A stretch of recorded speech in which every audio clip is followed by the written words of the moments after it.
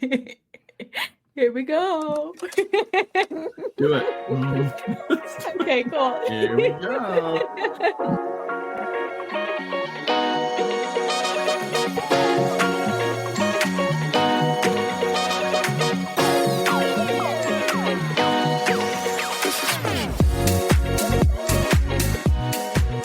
Welcome back to Coffin Talkin', where we unravel the mysteries, embrace the peculiar, and find humor in the unconventional world of funerals and death.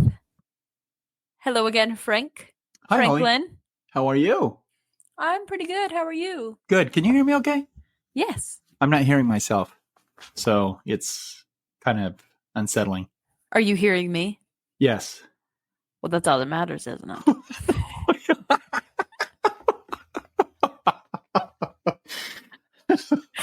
We ran into some friends this afternoon too, and their consensus would be the same. Oh. Holly's not quitting, is she? What? Well, no. Did someone actually say that? Yeah, I'm paraphrasing, but yes. Oh, so they've heard the rumors that I've started. Looking for other positions? That's right. Oh, okay. Yeah. No. Is it a rumor, Holly, or is it factual? Depends on who you ask. I'm asking you. Are you tired? Well, that of it, depends. Holly? Are you tired of it all, Holly? I could never be tired of you. Okay, good. That's great. Oh my gosh. Well, anyways, I have something to confess. Go ahead. Number one. Hold on, you said something. I have some things. I have some things to confess. Number one. Okay. Caden is in the midst of finals, so he's been at school until like 10 o'clock most every night this week. Yeah. I have watched, I think, maybe at least 10 of the bad Hallmark Christmas movies. Oh, geez. None of them are good. Wow. When were they made? Are they the brand new ones? Or they're new. Really? Yeah. They're all the same basic storyline. Either someone goes home for Christmas or someone gets stranded in a small town for Christmas. Enter the charming man. What? And then they fall in love. And generally ends there, or maybe sometimes with a wedding. Sometimes, yes. Sometimes there's a flash forward. Sometimes there's a flashback. Okay. All right. But do you never improve. Do you have a favorite Christmas movie? I love A Christmas Story. Okay. Hilarious. And I have to side with Mom on this and say I love It's a Wonderful Life. Is always a good one, yeah. Always a good one. Oh, and White Christmas. With Bing Crosby? Yes. I watched it for the first time last year or 2 years ago, and it is so cute. Yeah, it is a good show. So I was thinking about that today too, and I think my favorite in the modern era is The Postcard. Have you ever seen that one? No. Yeah. What's that one about? It's about a lady that sends a postcard to individuals that are serving in the military. Oh, and then she ends up in a small town with one of the military people. She's in the small town, and one of the military men that she wrote the postcard to shows up in the small community. And they fall in love? And they fall in love. Yeah, except he becomes a wedding crasher, or not a wedding crasher, but a relationship crasher. And oh, no. He just finally decides that he's going to move on. Sorry, Coffiners, if you haven't seen it, but it is pretty good. It's probably worth your time to just sit and watch it. It's a good show. I like it. So is this one that doesn't end in like a happily ever after ending? It kind of leaves it up to you. Oh. I mean, they do get together, but nothing's set in stone as far as them. There's no marriage at the end. Correct. Okay. Yeah. Well, that's great. But there's snow, which is really what I would like to see right now, or some semblance of coldness. Yeah, you're living in the wrong state. Oh my gosh. We were just talking to my friends too, and they said, we just need cold. We just need a week of cold. And then I think everybody would be happy, but it starts out cold, like 50, 60 degrees in the morning. And then it pushes 80 every single day. It's terrible. I can't stand it. Even us, we have not been that hot. Definitely not. But it has not been cold. Like it should be cold here. Yeah. Well, hopefully It's it will being be. really weird. I've been looking at the forecast. It's all in the 40s next week. Yeah. All sunny, no snow. I don't like it. I want the snow. I do too. I would love to, be able to see the snow. So.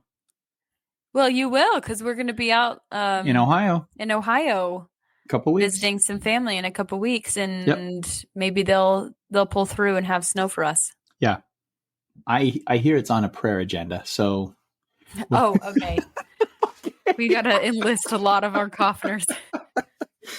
Pray for snow in Ohio. Don't worry about the rest of the country. Just worry about Ohio. Just in Ohio. Yeah. Oh my word. That way, I would. It would be nice to see it though. That would be good. Mm-hmm. So, anyways, my second confession. Number two. Hence, Caden has been gone. I made the mistake of going to Target this morning by myself. I have no self-control. I spent a lot of money, bought a lot of clothes. That's not actually true. Okay. I bought one sweater and it was $20. Okay. But to me, that is a lot.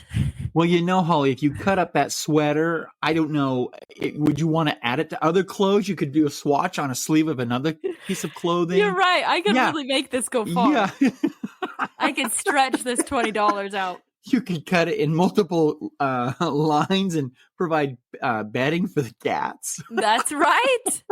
Give them their own little Christmas sweaters. That's right. Merry Christmas, cut a piece of the sleeve, put it over his head. Flip it at maybe and say, fend for yourself. There you go, maybe. Maybe, you ungrateful little girl. Oh, man. So anyway, it's all good. Yeah, I'm glad. You need a timeout. Just go get your things. Just do what you want to do. It's relaxing. That's right. Mm-hmm. So that's what I did today. I don't know about Target, but well. Oh, I love Target. Do you? I always have. I always will. Target is like a splurge for me. Is it? Yeah. It's like, I'm feeling sad. I'm going to go to Target. Yeah.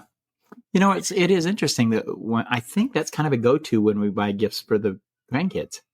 Oh, yeah. Target. That's true. Target is, I'm going to go to Target, see if I can find anything for whoever. Yeah. One of the children. Name the baby. So. Oh, the babies. Mm-hmm. I love it. Good. I can't be trusted there, though. I just can't. Yes, you can. You came out with one article of clothing, Holly. That's right. You know what? When I tell Caden about this when he gets home, I think I'm going to have to call you. Have you back me up. Dad, Caden just came home. Dad, hurry. I'm going to put you on speaker. Okay. Yeah, that's the plan. Okay. All right. That's perfect. That's fantastic. Sounds great. Yeah. Let's do it.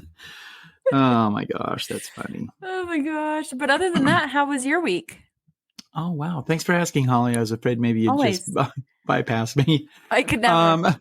It was good. We had a couple of services, and it's getting overworked actually, and so you're getting overworked? Mm-hmm. Yeah, I am.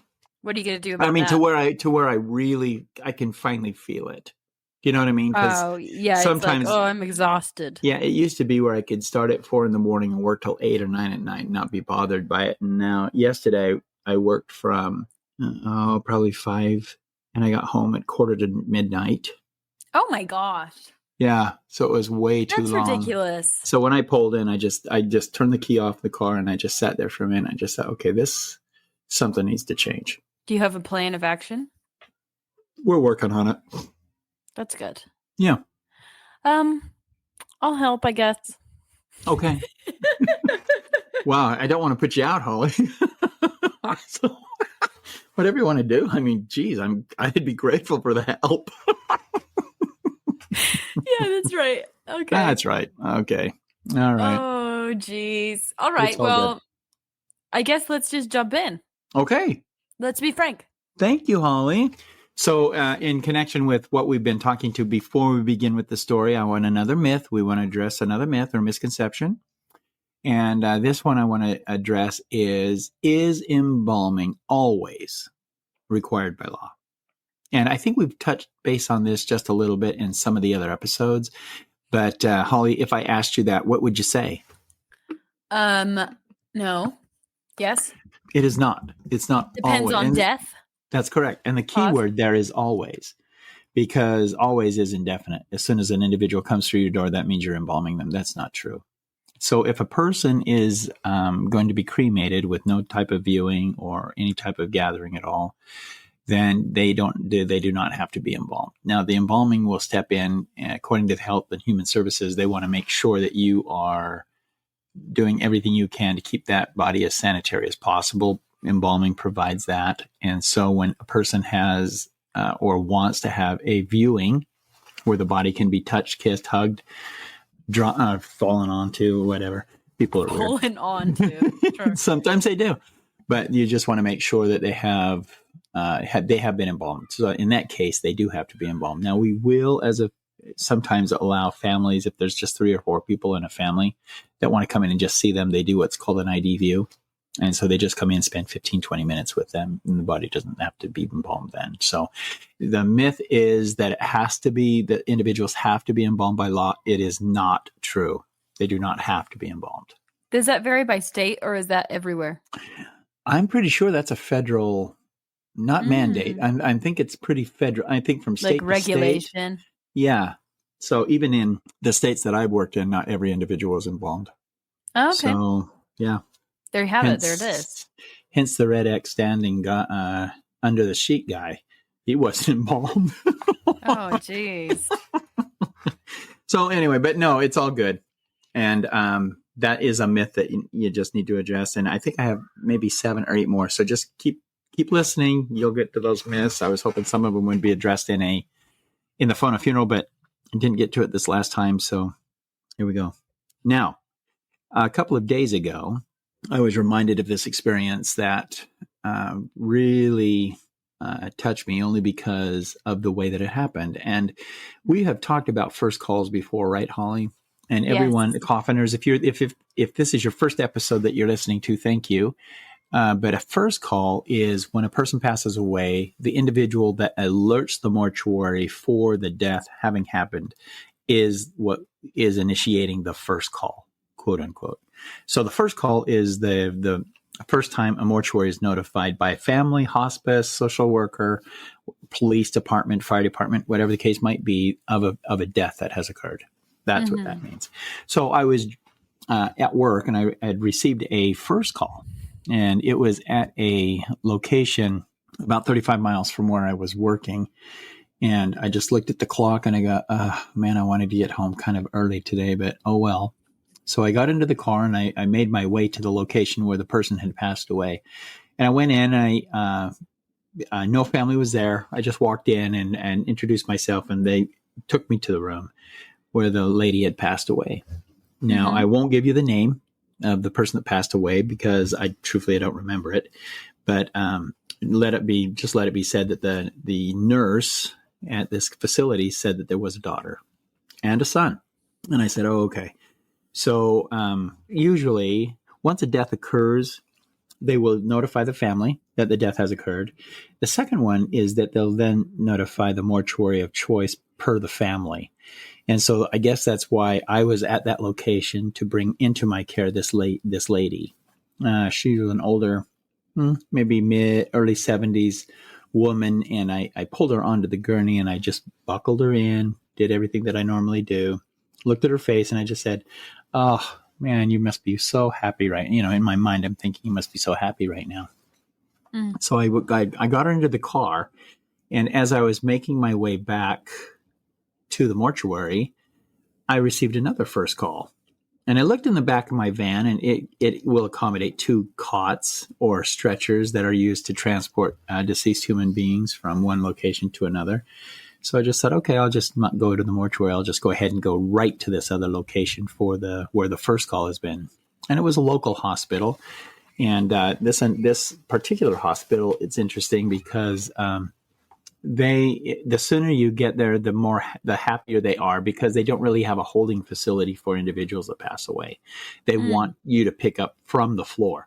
So they want you to go right to the bedside, up on whatever floor it is in the hospital, and then make the transfer in the room.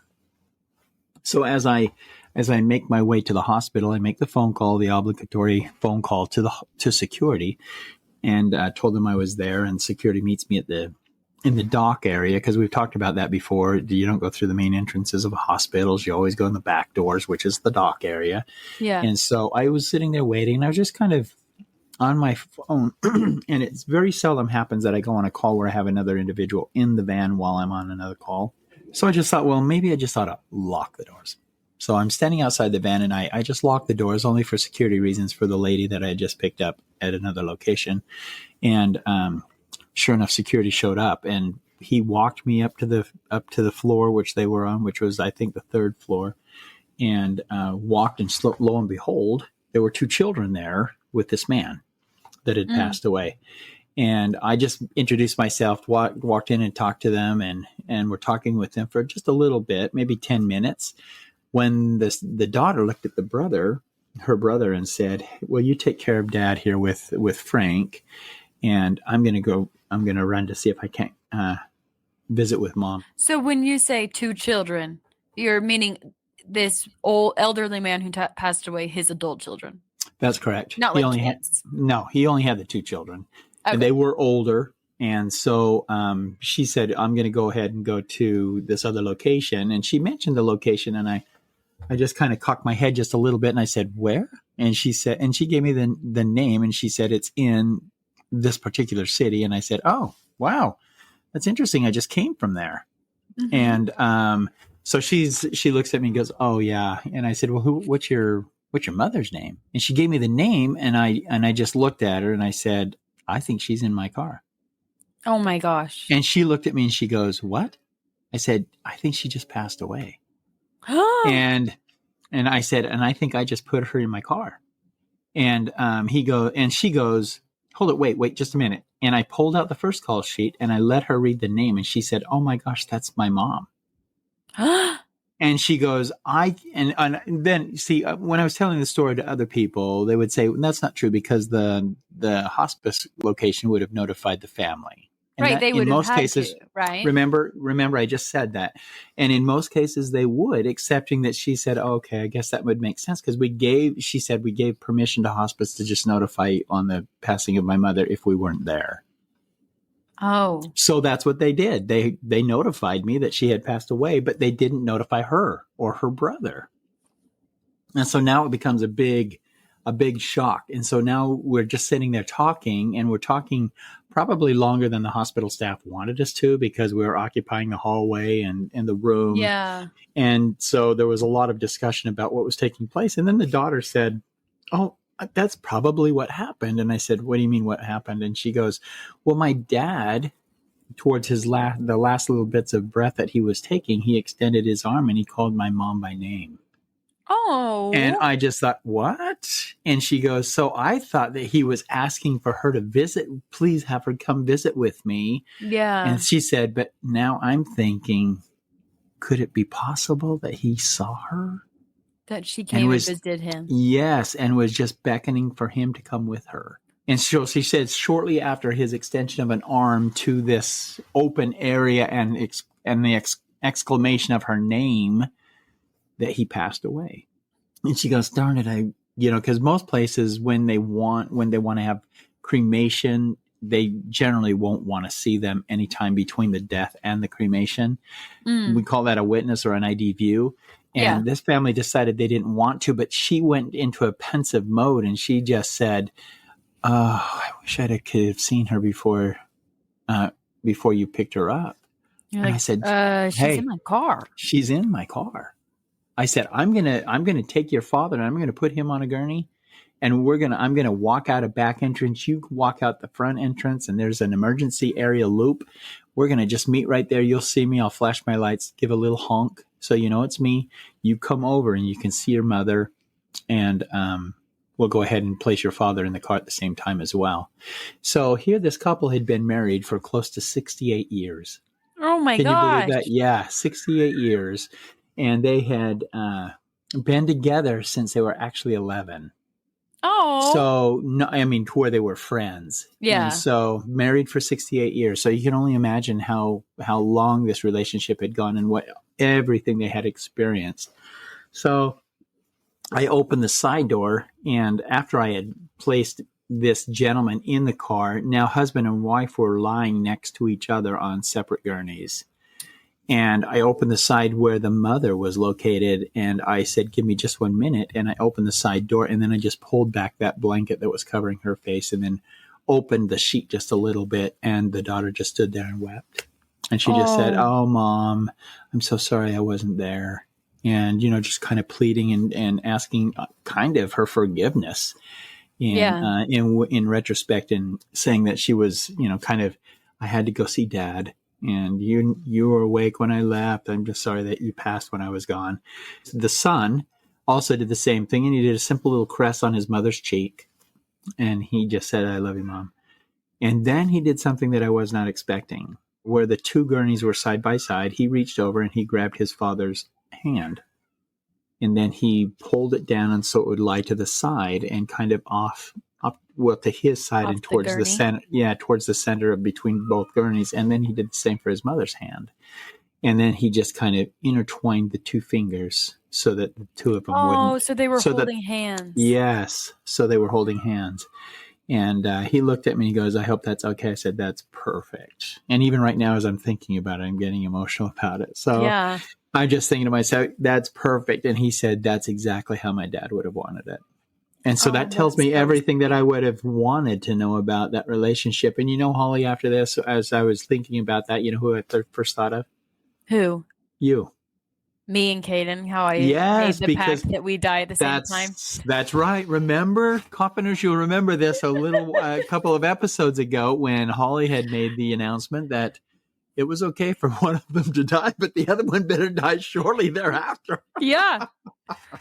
Oh my gosh. So anyway, they did follow me back to the mortuary. And I allowed them to actually spend some time together. So I put the gurneys in the chapel head to head.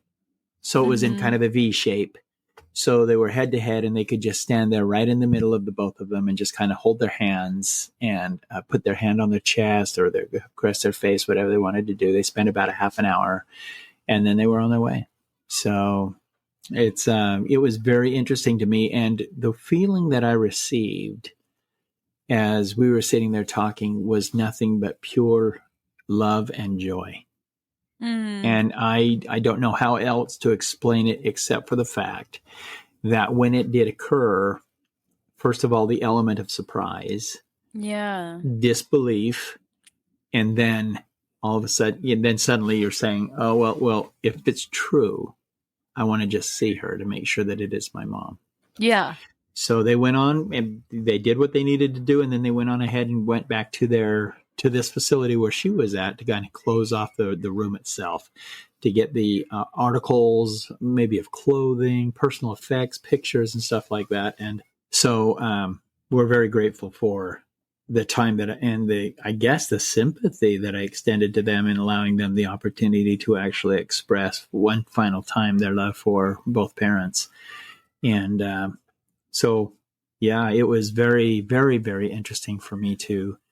I don't know that I've ever had that happen before where a husband and wife had passed within moments of each other.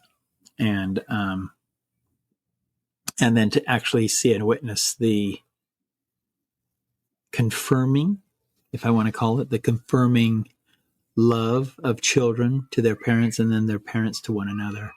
So it was heartwarming, touching, and kind of tear-jerking. I came home and my son was here, Scott. You guys know Scott. He was here and Lisa was here. And so I expressed and I became overwhelmed as I was telling the story because I just had never, you always think that, well, you're in this life together. And a lot of times in marital vows, you say, till death do you part. And sometimes that bind is that, I guess that bind is so tight that, you don't want to break it by, like an elastic. You can't separate each other for a long period of time. The elastic's eventually going to break, which then confirms either the passing or the ability to move on in someone else. So I don't know. The more and more I think about it, it was just beautiful. That is beautiful. And in 2 different locations, Holly. Yeah. How often does that happen? And especially when they could have easily, and I don't know how they got our name, but they didn't know that she had passed away and did then just turn around and be told that they could actually see their mother. And they said, number one, they thought that it was very appropriate that the two would be side by side. Yeah. Moving to mortuary for their final disposition. So. And holding hands. And holding hands. Oh, that is so sweet. So I'm going to tell you, I was trying to drive so slow that the jarring of the car, it didn't jostle them apart. Yeah, exactly. That was sweet of you. Thanks. I really thought that as I was driving, thinking, "Oh my gosh, avoid this area because of the roads are really potholes bumpy." Or yeah, exactly. And you know where they are because you get irritated when you drive the same road a lot. Oh yeah. Yeah, you know where the potholes are and where it's going to be major jump. So I changed my whole driving routine and took totally different streets, and it was really nice. That is so sweet. Anyway, that's that story for today. So what do you think of that one, Holly? I love that so much. I think that's so what you want. Nice. That's because that's what you exactly. Yeah, exactly. It's doable. See? Jeez. Oh, it's doable. Oh, and then, okay, can we look at the flip side too, though? Someone that loses a spouse at age 30 and they live to 90 and never remarry. Is that what happened? No, I'm just saying we're just looking at that as a flip side. Oh, so we see these where these guys have been married for years. They die within moments of each other. But let's look at a young widow or a young mother who loses their spouse at age 34 and she lives till age 90 without ever another relationship. And then just think of the loneliness and loss. Every family sees that and can experience that. We're having that in our family right now. So it is very interesting to see what determines what. And I don't know. I don't pretend to be the expert on that. I don't know. Mm-hmm. So, but it is interesting to have the flip side as well. So sorry, I didn't mean to cut you off. You were going to say something. No, I have 2 thoughts that I was thinking about. One is of the kids and how, I mean, initially you would think that would just be so sad and heartbreaking to lose both parents on the same day. Mm-hmm. But also I bet that was so comforting for them to see them go off together, get to say goodbye to them together. And I guess just to know, especially with their dad having that experience right before he passed, where he saw his wife. So they know that she was there greeting him. Well, we don't know that. We just know he extended his arm and said her name. Yeah, but I'm assuming. Yeah, we can. That's what I believe. It'd be pretty close to say that. I would say that as well. So, and then on that point, how cool is it that what do you think happens like when someone passes away? They were in a whole different city and he was in the hospital. Do you think she was just like drawn to him, his spirit? How did you find him? How could you not be? They've been together for 80 years. Yeah, that's true. They would have known each other and they probably would have finished each other's sentences. They probably would have smiled when they would have seen a certain circumstance and without saying a word, they would be able to look at each other and just smile. Yeah. It's like, you know what I'm thinking. You know exactly what I'm thinking. Mm-hmm. So I don't have any qualms about that at all. But I was thinking about, because sometimes in this religious realm, we sometimes think about the afterlife as the pearly gates and, Peter's standing at the gate waiting and ushering people in and stopping people and so forth. I think these two are hand in hand and rushing the gate. I'm sure they were. Peter's like, hey, stop. Cool your jets. They're like, get out of our way, Peter. We're coming through. We're coming through. Oh my gosh. I'm sure they were a force to be reckoned with. For sure.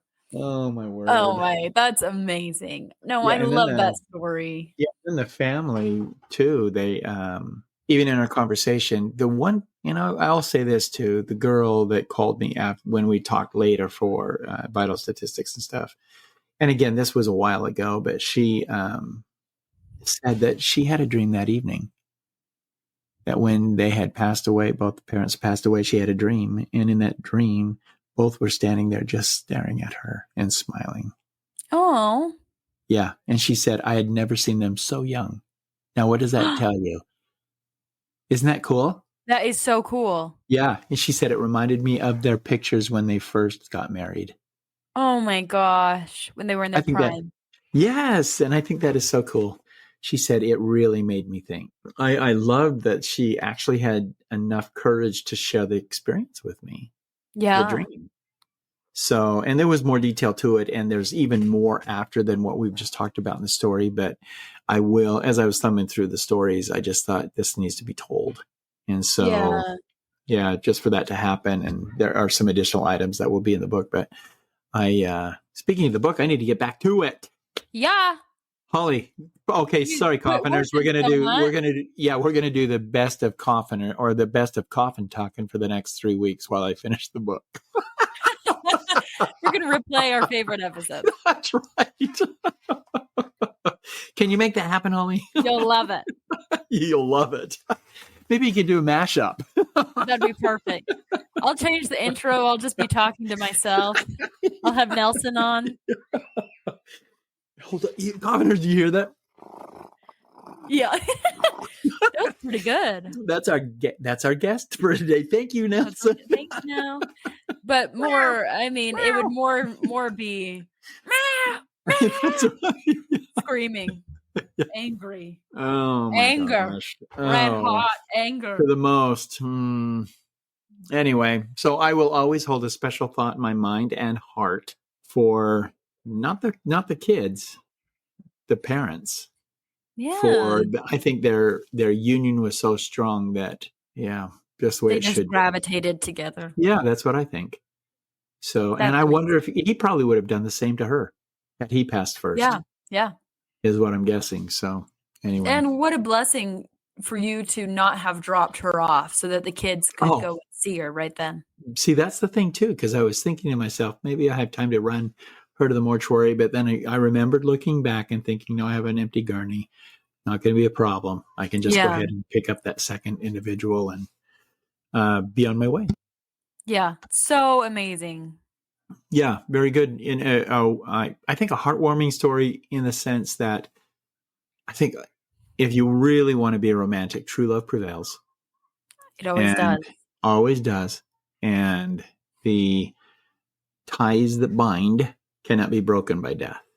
Yeah. So I think those are two. Oh, if we're going to take lessons from today's episode, Holly, which you've become very popular for. Okay, this is what we've taken away from this episode. This is what we've learned. Number one, don't believe professionals. Oh, jeez. Oh, man. Oh, number two, never have refried beans at a graveside. Oh, jeez. Yeah, Coffiners, if this is your first episode with us, go listen to Pandemonium. I believe it's 2 weeks ago. You won't regret it. You won't regret it. Oh my word. So. Yeah, anyway, I love that story. I feel like it's very fitting for the season of Christmas. Yeah. Mm-hmm. And I like that lesson. True love prevails. It's cute. And love. And love cannot be. Yes, we learned about that once. Yes, you did tell us about that. Yes. Tell us again. That the binds of love cannot be broken by death. Definitely not. Yeah. So anyway, Coffiners, if you have any experiences like this, I would love to hear it because these are the heartwarming ones that truly, when you're a part of it, you're grateful you're a part of it. Yes. That you actually participated in it somehow, even though it might have been just so slight. Yeah. But just to know that, inklings and promptings and just little pushes that, because I could have, like Holly said, it could have easily gone to the mortuary and allowed her to be in the cooler, but no, that little push, no, keep going, just go, you'll be fine. Yeah. Yeah. And it turned out great. Yeah. So anyway. I love that. Well, that's today, and join us for next week. If you have any stories like this or any questions for Frank, DM us on Instagram at Coffin Talkin' or send us an email at letsbefrank@coffintalkin.com, and we'll talk at you next week. Thanks, Coffiners. Send in those stories. We love them.